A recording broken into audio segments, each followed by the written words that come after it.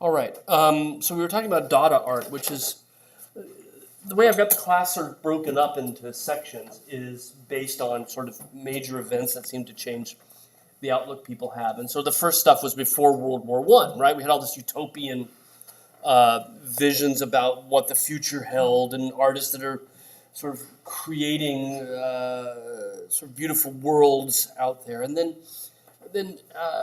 after 1914, we have a number of movements that are reacting to the war. We've sort of seen sort of some gloom and doom coming out of this, right? And so when we looked at, and some of it was less gloomy and doomy, like De Stijl and the Bauhaus, right? Those are one kind of reaction to the war. But then there's this, the new objectivity, sort of, disheartening that we saw there. And then Dada, which it begins during the war, and importantly in a neutral country, in Switzerland.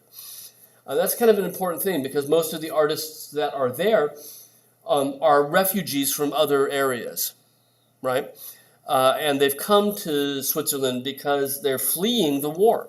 And so the war is very much on their minds. And the Dada group decides that they are going to be a protest art group.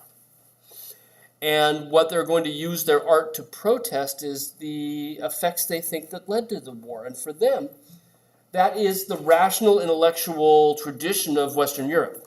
That's what led to the war in their minds. And so they're going to make an art that turns its back on rationality, that tries to be anti-intellectual, anti-everything, really. And on a certain level, what we'll see is that Dada artists try to make an art that isn't art, that is anti-art. And that's a difficult thing. How can you make art that isn't art? And really what it comes down to is that for Hans Arp, it's the idea of chance. When you let chance intervene, then the artist isn't controlling it, and thus the work of art is not made by intellect. It's not made by the artist. The artist kind of facilitates something happening and then captures what happens, right? So the artist's role is one step removed from the actual creation of the work of art, right?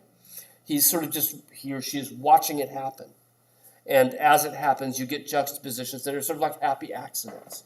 And the artist's job is to sort of figure out when that's happened, to designate rather than to make. Does that make sense? Right? To designate something as art rather than to actually create it as art. So the first Dada movement is 1915, the second year of the war. I don't know if Zurich is the capital of Switzerland or not, one of the most important cities in Switzerland. And the Zurich group of Dada artists, there were some visual artists like Arp, but there were also a significant number of poets there. And in fact, the vast majority of them were poets and performers. And they founded a cabaret. They founded a theater, if you will. It was a space. It was a multi-purpose space for both art display, exhibitions, but also performances. Poems read aloud, musical performances at the Cabaret Voltaire. And that's a snarky name. It's meant to be tongue-in-cheek.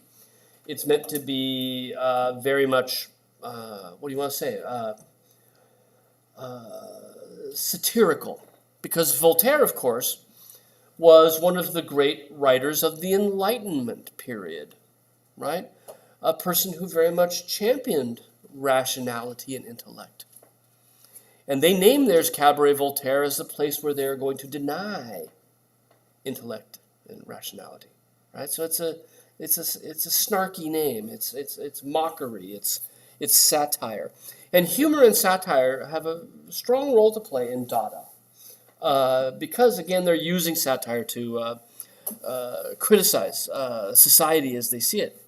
The guy you see here is a German expat named Hugo Ball, and this is a photograph documenting a performance he had done. He dressed up in this painted cardboard outfit that made him look kind of like a lobster, like with a top hat on, right? And you can see he's got little claws for hands and tubes for legs. And it gave him an exoskeleton. right? Like a shellfish has. And it was painted, right? And that's more or less the colors, right, that he had. Sort of gold, yellow gold for that thing around his shoulders, red on the inside of it, bright red on the inside of it. And this doesn't really capture it, but the suit below was metallic blue, so it shined. He was kind of like a robot man. And he could barely move, right? He actually had to be carried onto the stage to perform in this thing, which I think is kind of cool, right? And you can see a certain anarchical mindset that's similar to what we were talking about with Dada, with Berlin Bauhaus performances, and certainly what was going on with the Bauhaus with those Mechno-Men performances that we saw, right, under Oscar Schlemmer. There's a Dada influence on that, right? I mean, all of these movements are well aware of what each other are doing and are cross-pollinating all over the place, right? So when we see these images of Bauhaus guys in mechanical heads and weird outfits, they're totally picking up on the Dada idea, right? And so here Hugo Ball is in this costume, right, that he could barely move in, and the thing that he performed was just gibberish. They weren't even words; they were sounds, right? And so the two risers that you see there with the music, right, the music stands, are just carrying these words that he would read out. And he was up there for like an hour reciting these just gibberish sounds, right? And apparently by the end of it, he almost fainted, right, from sweat as he read out this poem. And this was typical of Dada because it's nonsensical, right? Because sense, right, is bad. Nonsense is good, right? He, as the Talking Heads once said, he wants to stop making sense. Talking Heads love Dada, right? David Byrne in his big suit, if you remember that, is very much sort of a Dada-influenced sort of thing. And so the words are just sounds, right, that are meant to be gibberish. And if you think about it, in various modern movements we looked at, there's been this idea of taking words and removing their meaning, right? So we talk when the Cubists cut the word journal, so all it has is J-O-U. It could be any word, right? 4 or 5 different words, right? Journal or aujourd'hui, right? I mean, numerous words that come out of that basis. So they're sort of fragmenting it in order to open up the possibility of references, right? And then when we talked about the futurists, right, we had Parole in Libertà, we had Zang Tum Tum by Marinetti, which was, again, sounds, right, where words are dissociated, divorced from syntax, with the idea then that the meanings become more vague, right? And this kind of runs hand in hand with art that is trying to remove, the drawn object from its reference point in the world around us, right? There's a similar thing going on there with both of these, right? And even the suprematists had a language, right? There was a series of words that they were using as well that had no meaning whatsoever, right? The Globetrotters in Time play that was staged by Malevich, but that Moholy-Nagy had seen, right? That is also in this sort of fabricated language of nonsense, right? So all of these ideas are kind of coming back and forth, and Hugo Ball's performance has links all over the modern map, right? Other Dada poets were making poems by taking the newspaper and cutting it up into words, just, right, cutting each word independently with a pair of scissors. And then they would take all of those strips and they'd put them into a paper bag.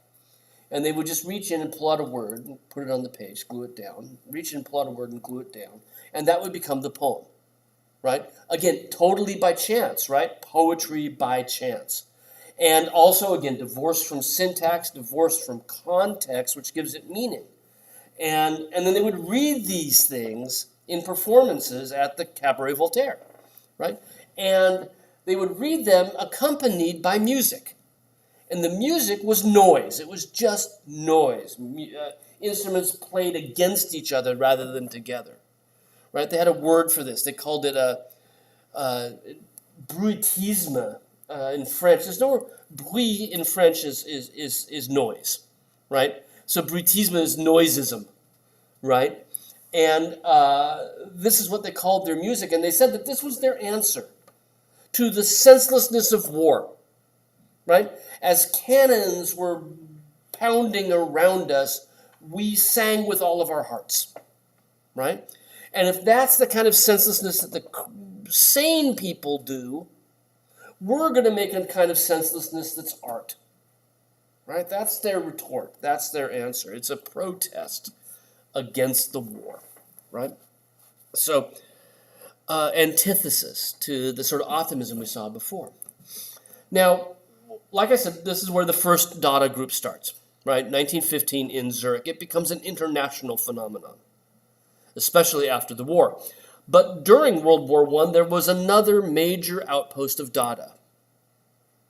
Also right around 1915, and it was in New York City. And it's important to remember that in 1915, America was not in the war. America was neutral as well.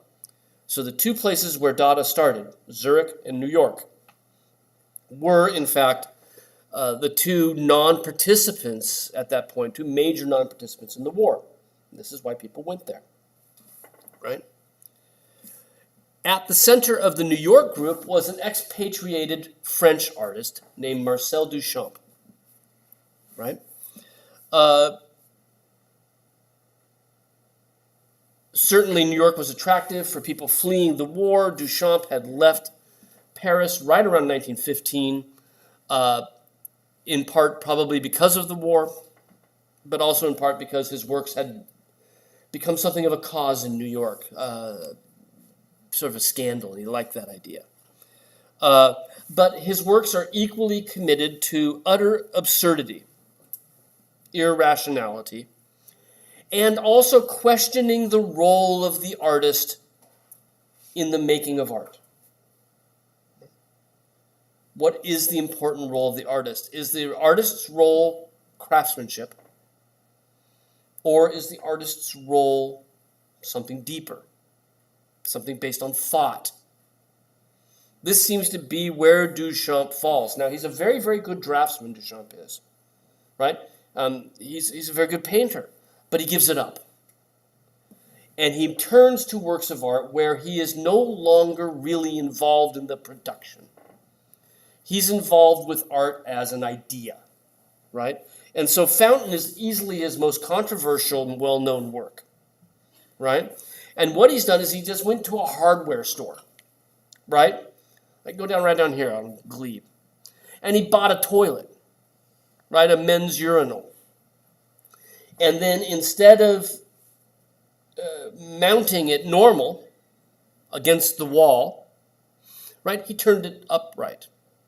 So, I mean, David and I know how to use these things, but you girls probably don't, right? So the bit in the bottom is where the water goes out, right?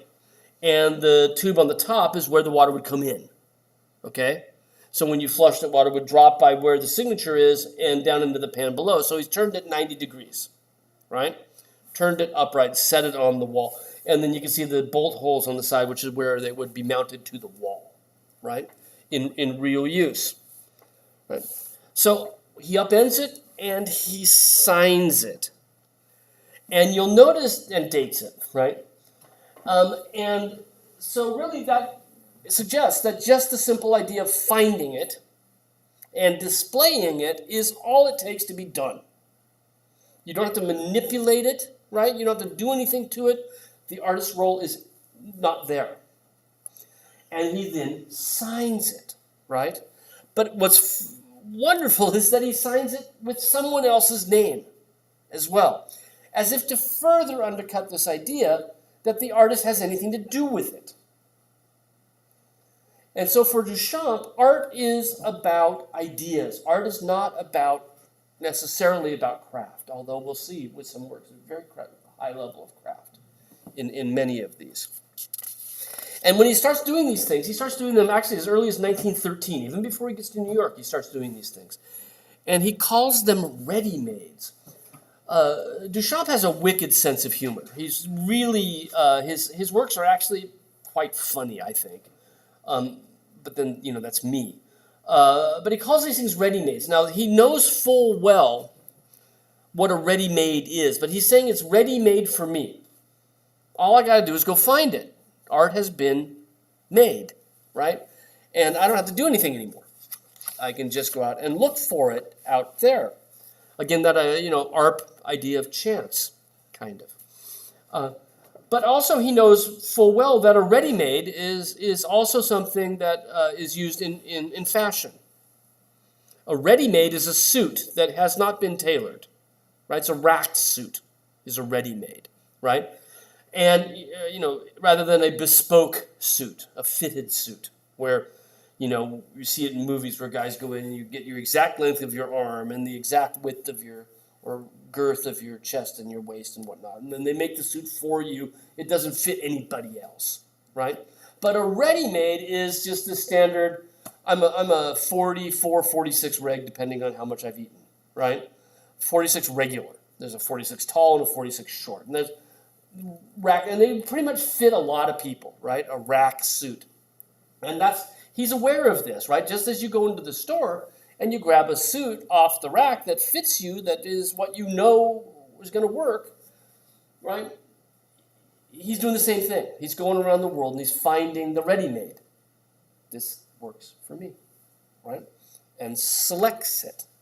It highlights the role he sees for himself as the man who selects, right? The man who denotes what is art, right? Now, the signature is fascinating, R. Mutt. Certainly, it's easy to think of things like a mongrel dog, right? A mutt, as sort of playing around with the idea of an artist's signature. Art, since the Renaissance has made people into figures of distinction. Leonardo da Vinci's and whatnot. Michelangelo's a good example. Working for the Pope because he's an artist, right? It gives you status. It gives you distinction.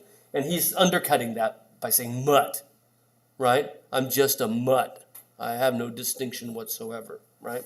A crossbred dog. But R. Mutt, he actually later says that the R stands for Richard, which is also a play on words, right? A rich mutt.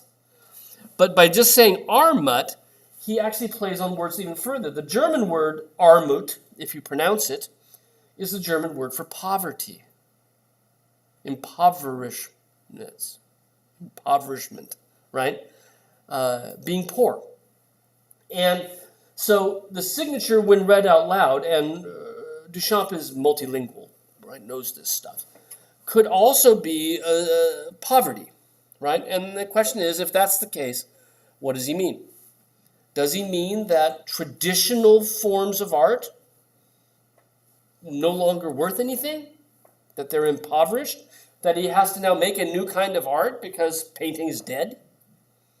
Painting is run out of value? That's what a lot of people think is going on with the signature, right?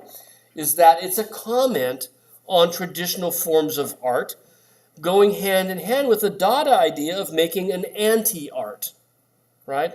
An art that isn't art. And I'm going to bring in, I don't have a lot of quotes from Duchamp, although he's got some of my favorite art quotes of all time. But at one point in 1912, back in Paris, before he moved to New York, he went to an air show, right, where they had the planes out and everything, and they were going to fly them around. And airplanes are relatively new technology at the time. And he goes to this air show, and he's walking around with another artist, and he sees a propeller, a wooden propeller from a plane, right? Which are beautiful things, right? If you see them. And he's struck by it, and he says, who would ever do anything better than that propeller? Because he's so struck by the sort of the beauty of the elegant curve of the wooden shape, as he sees it. He goes on, he says, painting is all washed up. We can't do anything as beautiful as this, right? Painting is washed up. Now, if we keep in mind that 5 years before this, he's talking about painting being washed up, then are mud kind of makes sense, right? Painting is washed up. Painting is impoverished, right? Painting has nothing more to offer, like the poor, right? Has nothing of value to offer, right? So that's an important part of this, right? And it leads Duchamp to say, can we make works of art that are not works of art in the traditional sense? Can we make a work of art that's not a work of art? Right? And that's a mind-bending question in itself, and it is confusing, right? Because if it is a work of art, then it's going to be a work of art. But can we make a work of... And what he means is, can we make a work of art that doesn't fit the traditional mold? Right? In other words, not made by an artist, right? Not a result of any actual contact with the object that manipulates it in any way, right? These are works of art that are not works of art. Right? Now, at the time, he was romantically involved with this artist in New York named Beatrice Wood, right? And Beatrice Wood wrote a letter to the newspaper. Duchamp's, you might imagine, it's 100 years now, right? And that's still kind of hard to take as a work of art, the fountain is, right? And by the way, fountain, even the title fountain, right? What do fountains do? They spit, right? Out, right? So you go to a fountain and there's water in the and water's coming up out of it. But a man's urinal is exactly the opposite. The fluid goes in rather than comes out. You don't want things splashing out of a urinal, right? So it's a tongue-in-cheek humor in itself. Now, Beatrice Wood came to his defense, wrote a letter to the editor talking about this scandalous work of art, right? That is all the hubbub in New York in 1917. And he says, it doesn't matter whether or not he made it, right? That's not the issue, she says. What is important, she writes, is that he chose it. He took an ordinary article of life and he made its original use and significance disappear. I think that's kind of really important as we look at Duchamp's art, is he's through his action, that object has changed. It is no longer what it was designed to be. Its original use has disappeared. Its original meaning is gone. We now have to see it as something else. We may not know what, but what he's done is he's divorced it from its original meaning. Right? That's what Beatrice Wood says on his behalf in a letter to the editor, right? Writing about Duchamp. He said he created a new thought for the object. Now, what I think about this is that for all that Duchamp is trying to do, to create an art that isn't art, to create an art that doesn't have an artist, right? He's kind of doing what artists have always done. If we think about representational artists, what we do, we look at something, we want other people to look at it, and we want them to see something in that we see.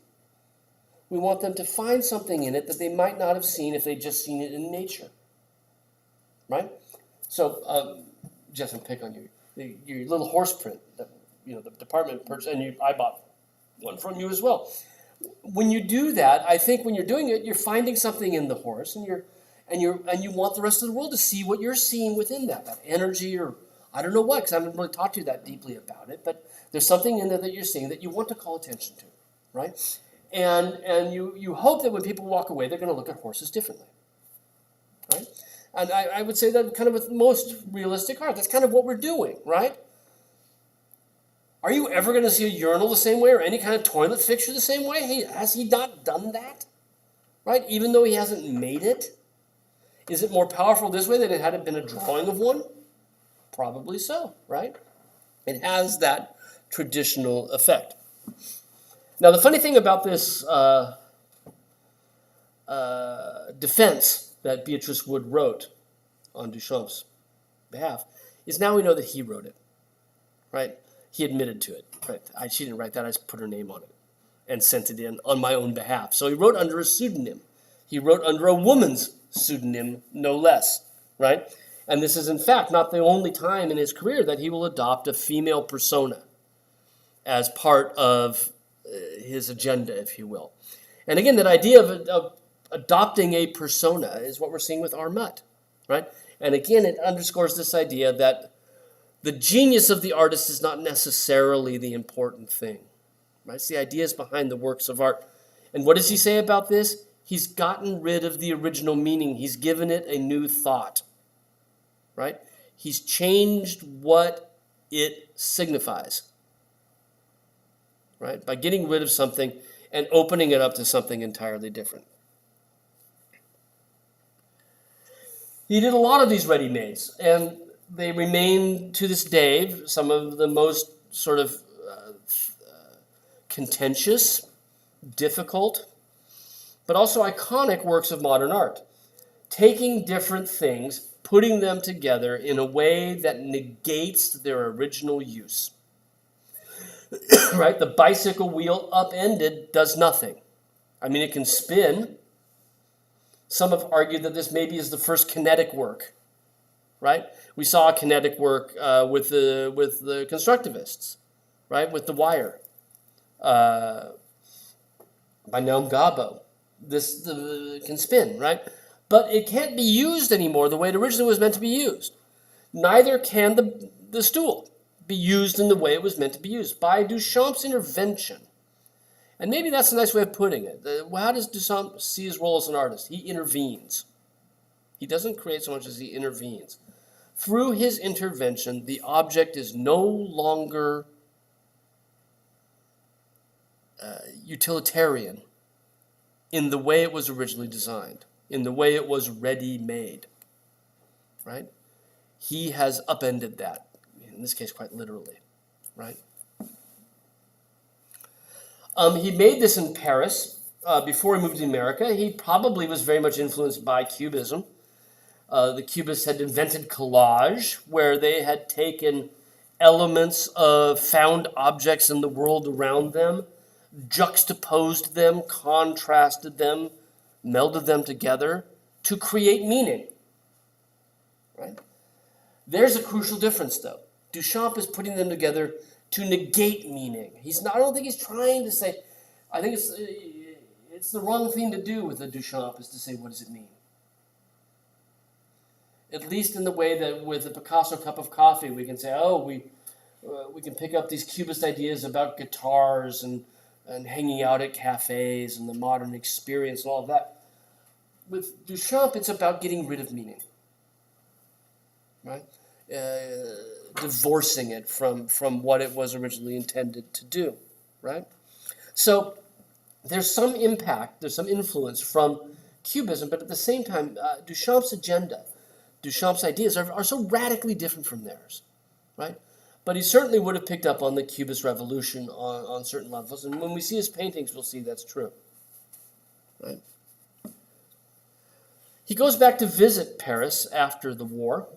So in 1919, he goes to Paris. He buys a souvenir postcard of the Mona Lisa, like lots of tourists do. And he draws a mustache and a goatee on her, right? He defaces Leonardo. I don't have a pen here, so I can't write this on the board. I was going to write up some French on the board. So, and he writes at the bottom, right, LHOOQ, and signs it and tells us where he was, Paris, Marcel Duchamp, right? And this is still in a private collection, right? Oh, and by the way, back up. With most of these things, he made multiple versions of them throughout the entirety of his career, like all the way to the 1960s, right? So there's 4 or 5 bicycle wheels out there, and it didn't matter for him because if the artist is the intervener, then creative originality, the idea of a single object, forget about it, right? That doesn't matter. And so there are multiple urinals, right? There are multiple fountains. And there are multiple bicycle wheels as well, right? And the other ready-mades. And he would consider this a ready-made as well because the postcard is ready-made for him, right? And there, I think, are 3 or 4 versions of this, right? The very first one is still in the private collection. So he gets the Mona Lisa postcard. He signs it, says where he was, draws a little mustache and a goatee on her, and writes LHOOQ on the bottom. And he's done. That's it. Work on it. Right? Finished. Now, Again, this goes back to his idea that his intervention is to remove its original meaning. So he's done two things to do that. One is obviously the mustache and the beard. That turns Mona Lisa into a gender-bending, right, transgendered sort of thing. Maybe even Circus Side Show, the bearded woman from the Circus Side shows, right? And we know that for Duchamp, this idea, he's written letters as Beatrice Wood, right? His most favored pseudonym was Rose Salavi, right? And we'll see her show up later.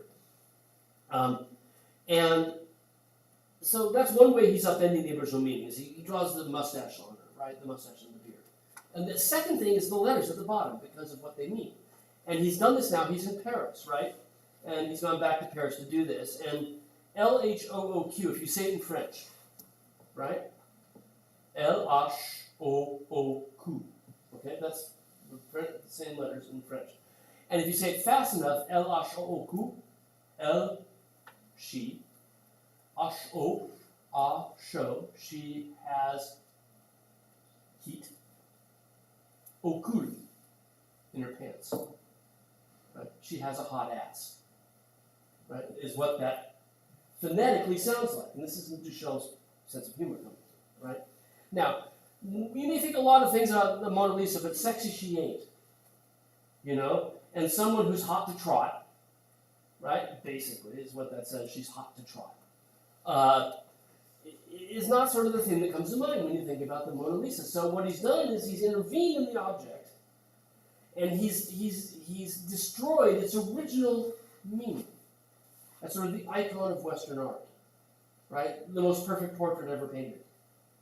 And he's been able to, even with that, right, to turn it into a Duchamp instead. Yeah? So this is kind of his agenda, to upend what art is, what art means, right?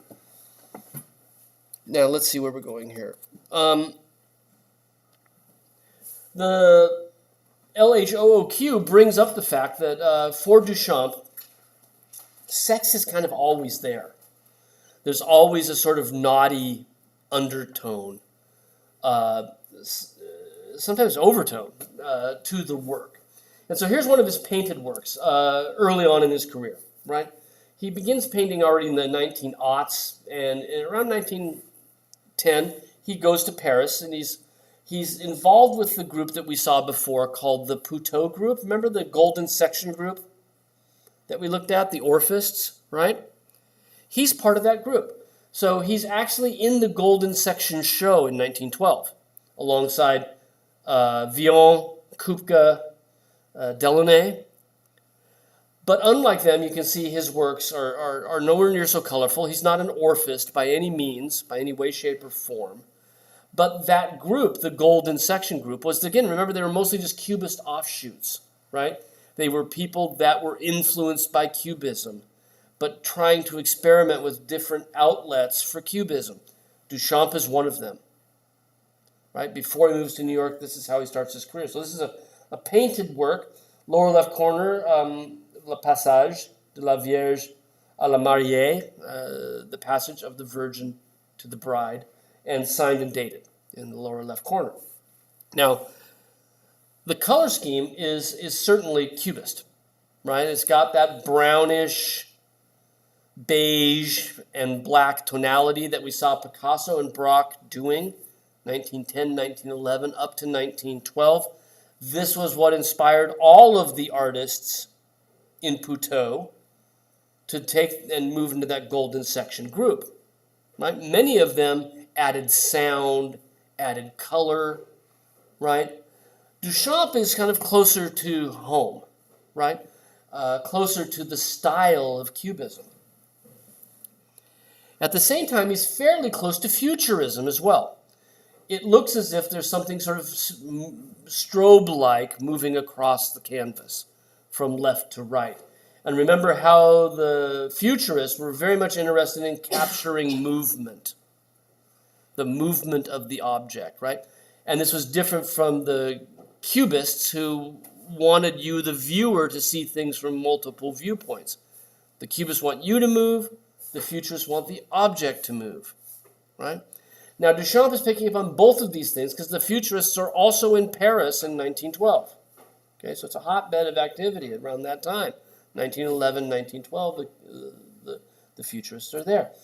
The difference when we look at these three together is that Duchamp's is not necessarily about physical movement. Duchamp's fits with his idea of intervention and change, right? When Duchamp does a ready-made, which are later in his career, only slightly, he intervenes in the object and he changes its meaning, right? He removes its original use. When he paints the passage from Virgin to Bride, he's painting a change in psyche,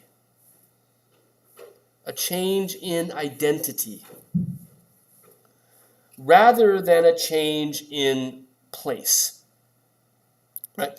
A passage could be a movement from point A to point B through space, but what Duchamp sees the passage from Virgin to Bride is the elapsing of time and how it changes the identity of the same person. The girl is to begin with a virgin and later a bride. And again, it's about sex. Sorry, don't want to talk about it, right? What is the passage from the virgin to bride? What is the change in identity? It's the loss of virginity, right?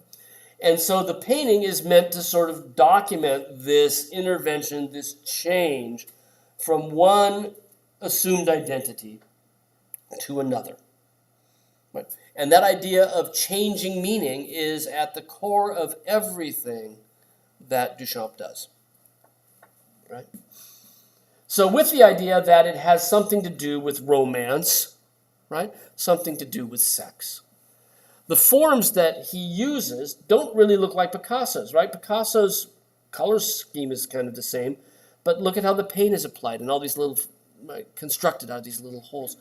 Duchamp's looks more like it's been squeegeed. Does that make sense? Right? Sort of smeared across the canvas.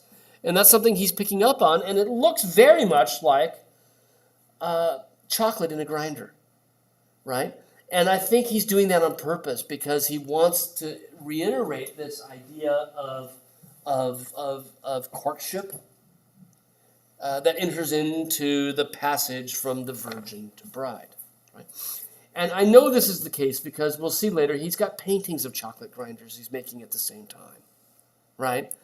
These motifs are sort of cooking in his head and they're all fitting together somehow, right?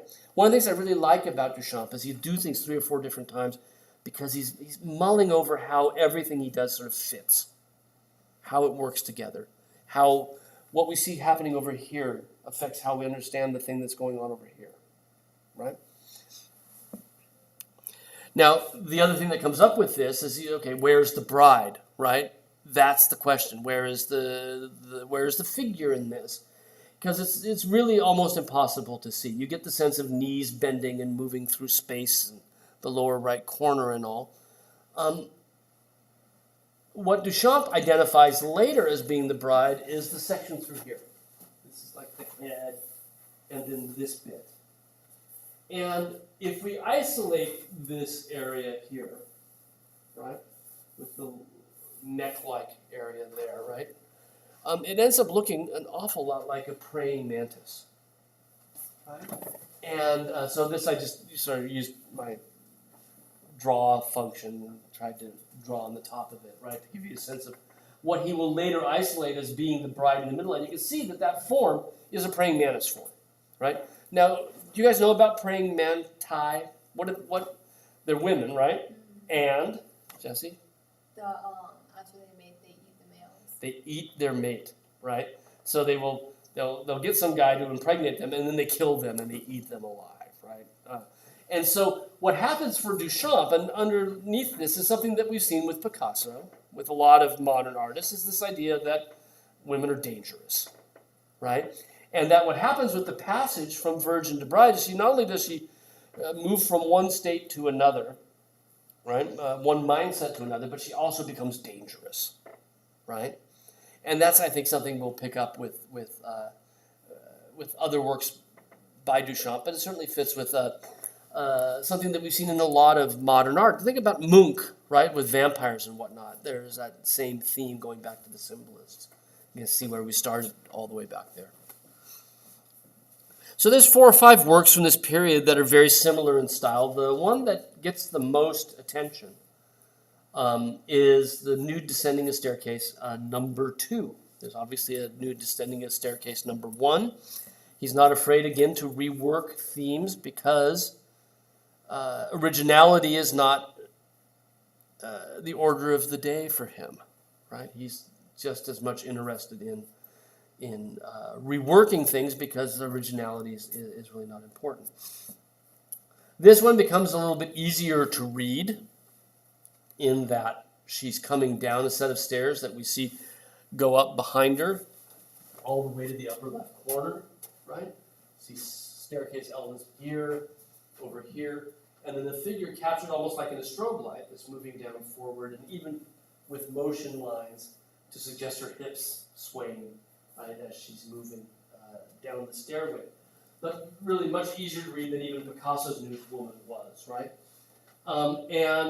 Again, this is this is sexualized? Not necessarily, except that the nude woman is coming toward us, right? She's not just posing like a model in the studio. She's not laying on a carpet like an older French image of an odalisque.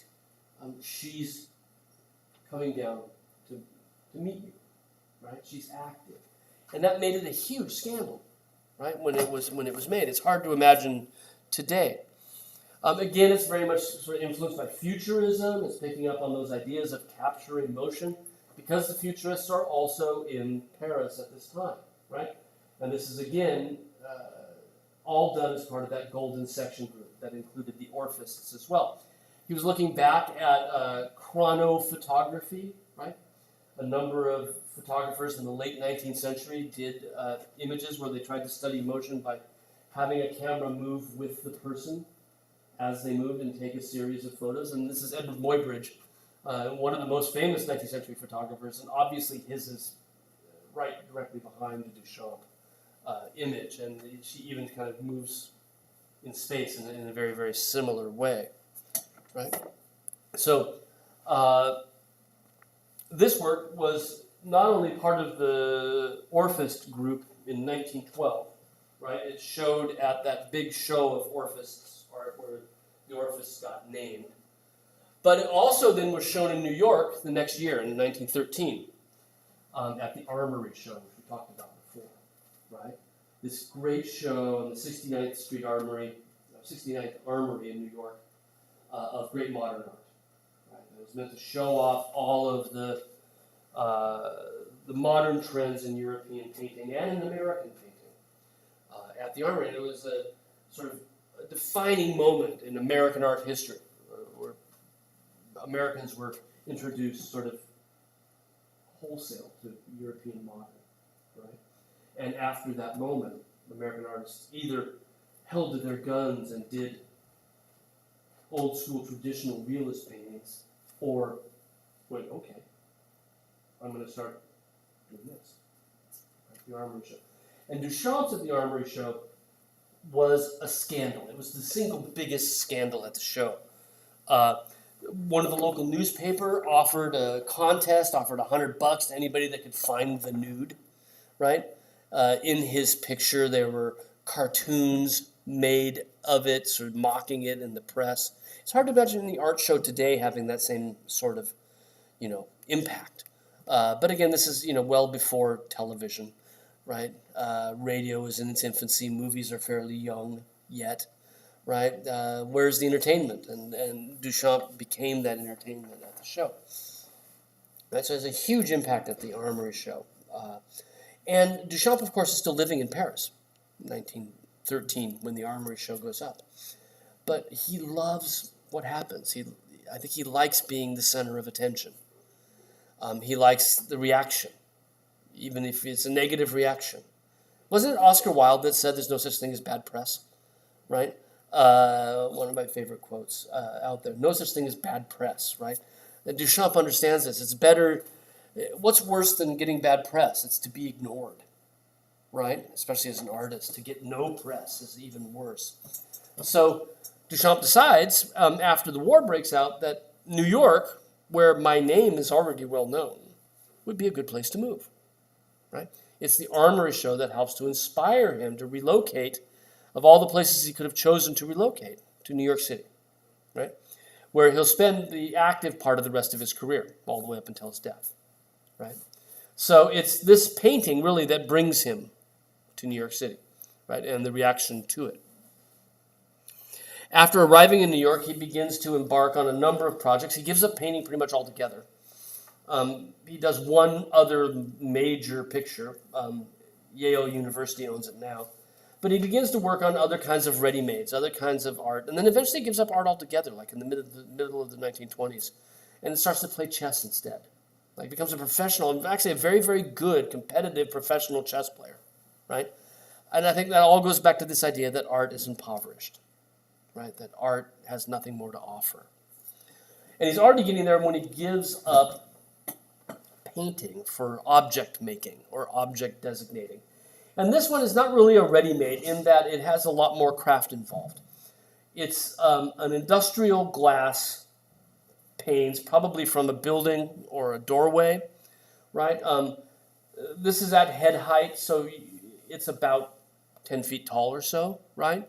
Your eye height is about the bar in the middle of it. Yeah? And it's a series of objects that he created that are sandwiched between two panes of glass, two very thick panes of glass, right? So all the things you see there are little constructions with wires that have been filled in with translucent material, right? And laid on a piece of glass over which he laid another piece of glass, right? There's reports that dust gathered on it while he was working, and he left some of that behind. It's a very Dada thing to do, right? To allow the chance to enter into it. The fact that it's glass plays on the old theme of the window, right? Madison, you're working on a painting with a window, and we talked about that painting about how important windows are to artists, right? Art has always been a window ever since the Renaissance, right? It allows us, when we look at a painting, to think that we're looking through it to something else, right? To an extension of our world. And Duchamp kind of takes that idea, right, and says, it's glass, we'll just look through it, right? And the things will be on glass, and therefore we can look through it. But the thing is that it negates that idea because you don't look through it. You look at it. You know, normally when we look at glass, right, we don't pay attention to the glass. Unless it's stained glass, then we don't look through it at all. It's a different issue, right? But clear glass is something that is there to look through.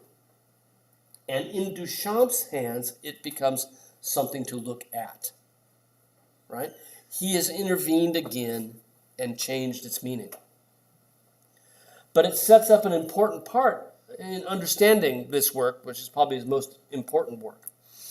And that is that there's a theme here of looking. Looking is a theme he'll play with again and again with the work. In the right-hand corner are some objects that are used by optometrists in helping, at least in the 1910s, in helping to assess your eyesight, right? Today, we have the chart with the E's and whatnot on it, right? And these are opticians' charts that have been sandwiched in there. So that, again, gets us to this idea that it's all about vision, right? The theme of the picture is looking. Right? And that's an important thing because what we'll see is that the theme of looking ties into the title of the work, The Bride Stripped Bare by Her Bachelors Even. How do the bachelors strip the bride bare? They imagine her. They look at her. and in looking at her, they imagine her naked, right? She is stripped blind in their minds. So the theme of looking ties into it. So the question then is, what the heck? Where is it? How do I read it? He's given me a title that suggests a very specific reading. Where is the stuff that I can look at that tells me what it is? And it is meant to be confounding on a certain level, but Duchamp did also explain it on many different occasions, right? And in many different formats. The bride is at the top, upper left. So that's her there. And do you recognize her? Right? There she is from his picture, right? From the passage from the Virgin to Bride, right? He's excerpted it out of this, right? And included it in the sandwiched glass. She's surrounded by other forms that come out of this picture back in here, right? But you can see the mantis body of the bride is in fact the bride in the large glass as well. The bachelors, right, are at the bottom. And they look like suits on a rack. They look like ready-mades. So this group of 7 or 8 figures here, empty suits, if you will, right, are meant to be the bachelors. And again, we have Duchamp's own word sort of explaining all of this to us. Now they're sitting, the bachelors, on this sort of sled-like machine.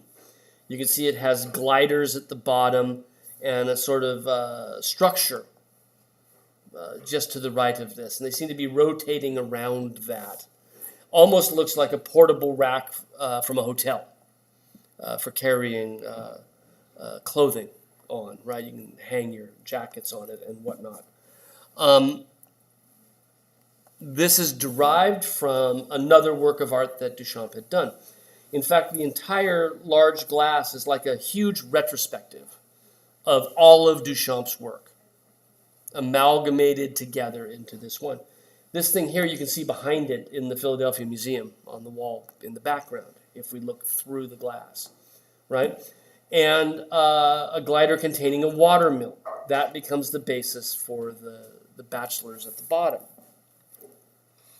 Right? Now, it seems as if this glider is like a machine of some sort. And if we look more closely at the bottom, we can see that this machine, right, seems to be powered by that rotating thing. As if there's a sense that when that rotating thing spins, the things at the top will start to move somehow, right?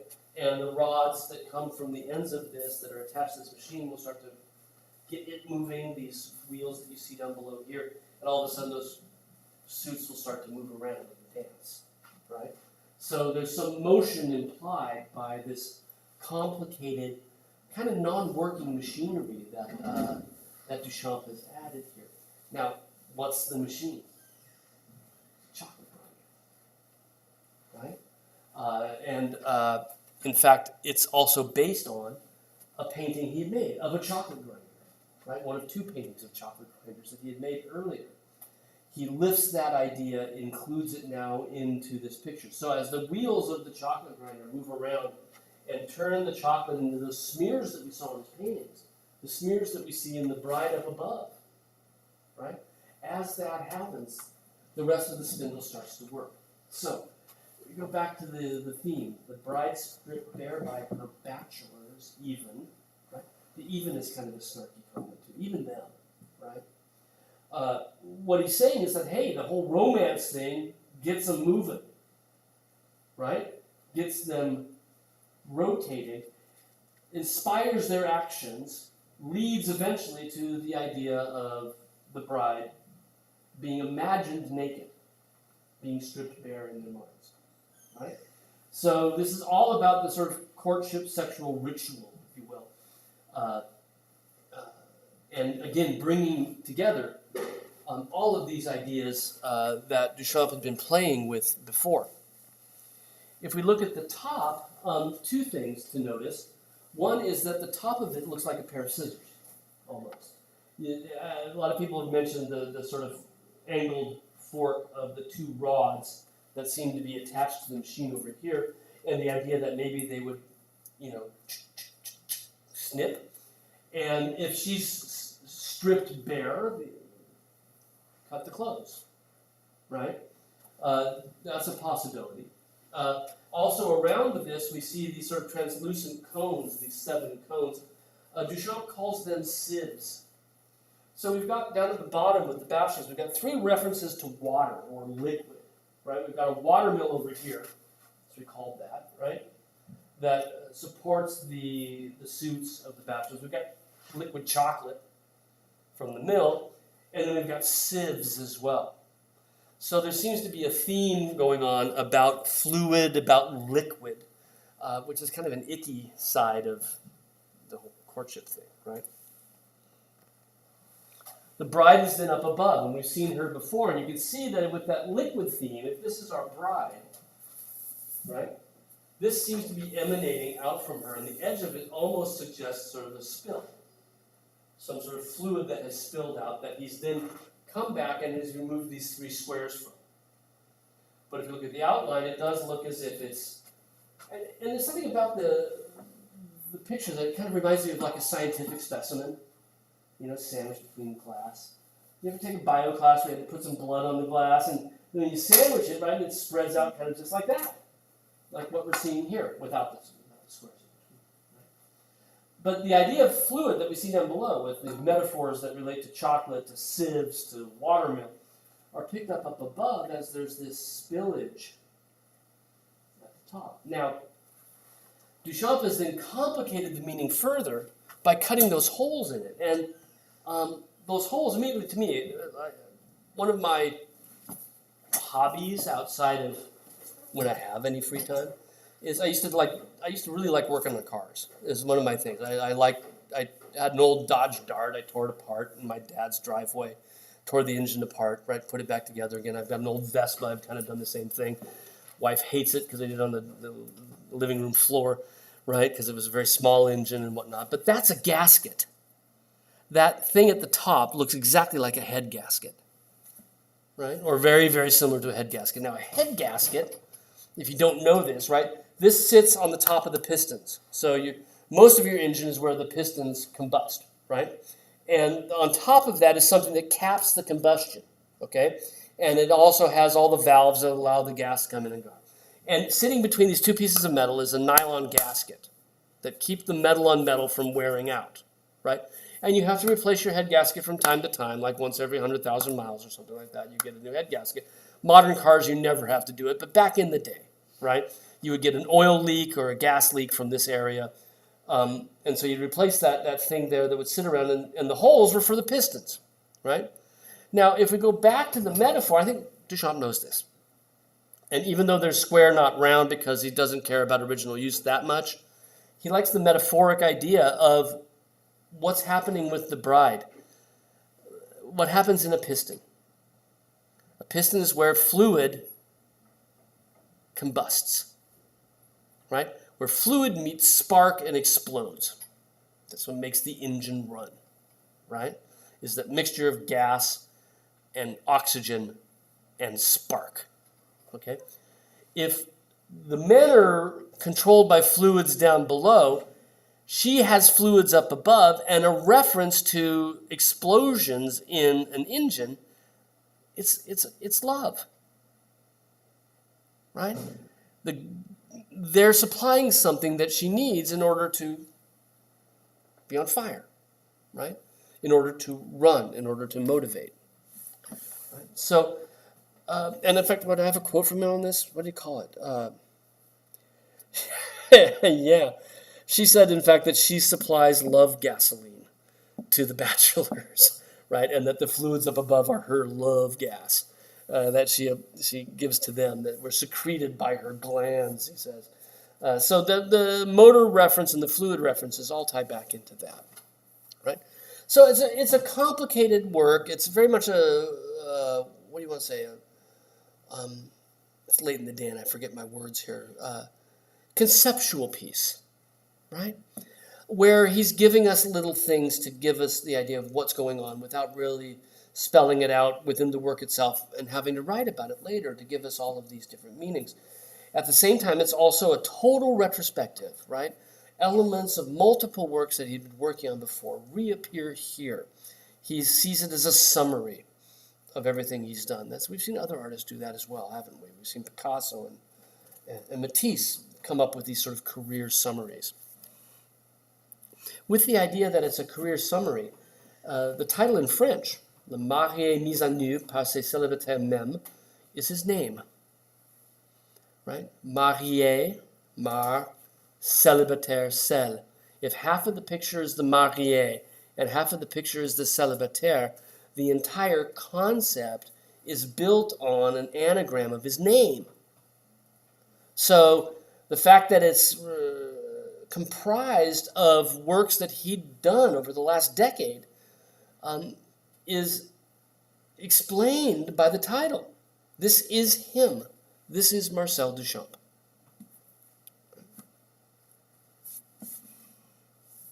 Now here's a portrait of it while working on it, a picture of it by Man Ray, a Dada photographer who's friends with Duchamp, whose works we'll look at shortly. And you can see how he's laid down the areas around the different figures to lay in the bits. And this is dust now gathering on it. Like I said, Duchamp sandwiched some of this dust within the glass, which is totally Dada. And then later, like after he was finished, right around 1923, it's being carried off to a major exhibition. And they drop it. And that's when the cracks come in, right? These were not originally planned as part of it. The crack pattern you skip above and down below. And what did Duchamp do when the handicrafters dropped his work? They were, now it's finished. Right? Now I'm done. The last finishing touch were the cracks that appeared. But they were utterly accidental and not at all intended to be there in the first place. Here's another variation on a window that doesn't work, right? With the large glass, we look at it rather than through it, even though we can look through it.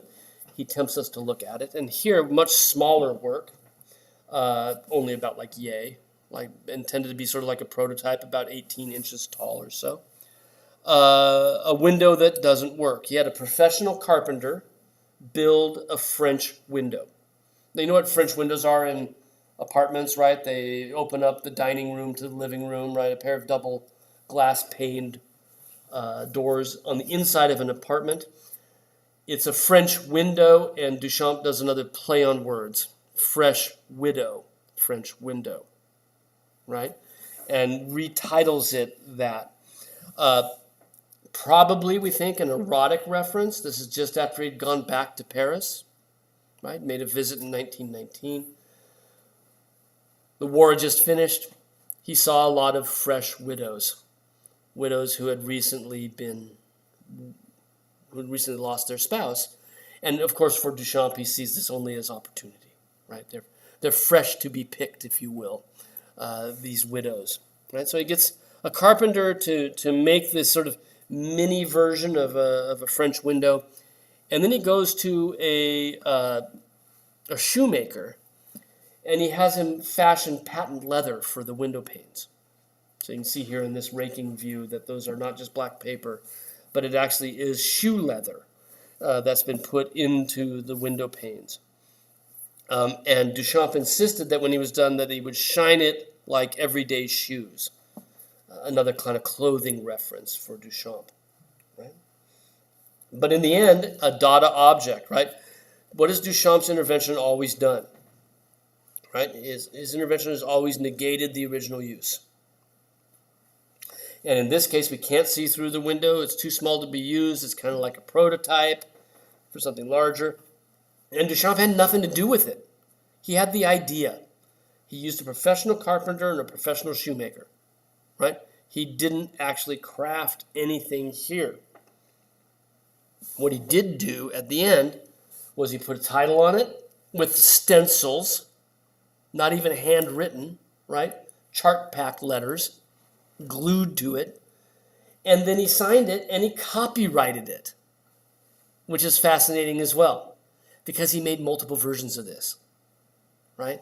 And yet he's calling it a copyrighted object. And he signs it now with another pseudonym, another female pseudonym, Rose Salavi, with the date. Right? Now, Rose Salavi, you'll notice, is written with an accent over the E. Right? So in French, that E is not but E. Right? So she's Rose Salavi. Now, just by saying that out loud, c'est la vie, the French term, right? It's life, right? C'est la vie. Well, that's life, right? Rose, he often wrote with a double R. Rose, c'est la vie. And when we write it with a double R and say it Rose, in French, R Rose, it becomes erotica. That's life, right? And that's, again, his playing on words around the ideas of sex, right? Courtship, even with an object like this, which seems to have absolutely nothing to do with it. That is, by the way, Duchamp himself in drag, right? And a signed photograph for his fans.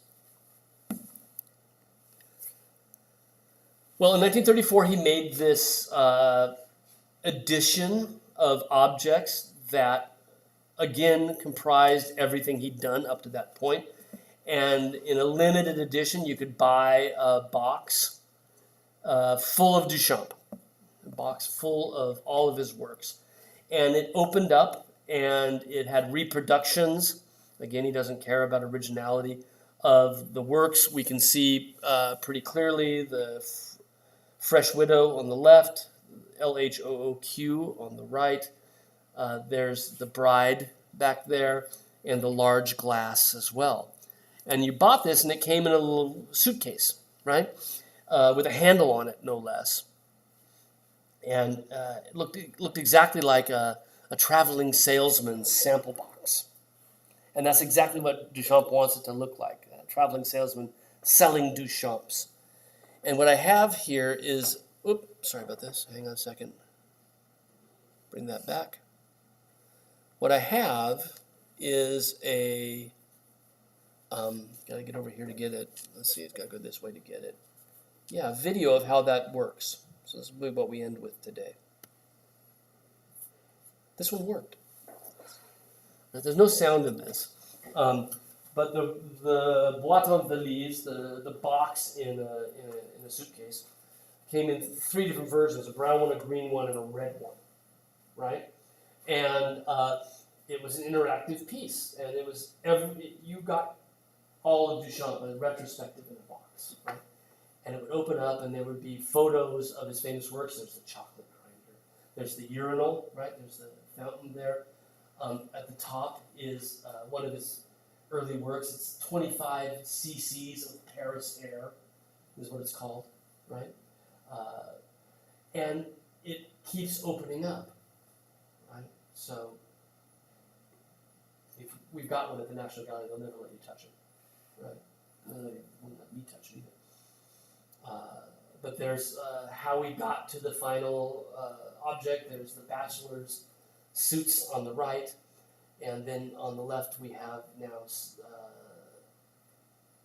I believe that looked like in that particular one looked like the, let's see, there's the new descending staircase on the outside, and then on the inside the paintings we see here on the left, right? So everybody could own one, right? And again, this was seen as viable a work of art as any of the originals. Because for Duchamp, again, the intervention of the artist, the actual hand of the artist, is not that important, right? So here's a reproduction, right, of the Fresh Widow. Everybody got their own, and then there's a LHOOQ in there for you as well. You got everything you wanted. Okay, that's 4:45, so that's a good place to stop. We'll finish up Dada on Friday. and moved from there into other offshoots from Dada. There's an awful lot to cover with Dada. I wish we had more time with it, because I think some of these ideas are still incredibly relevant and important for understanding sort of what makes modern art tick. Okay, I will see you guys on Friday.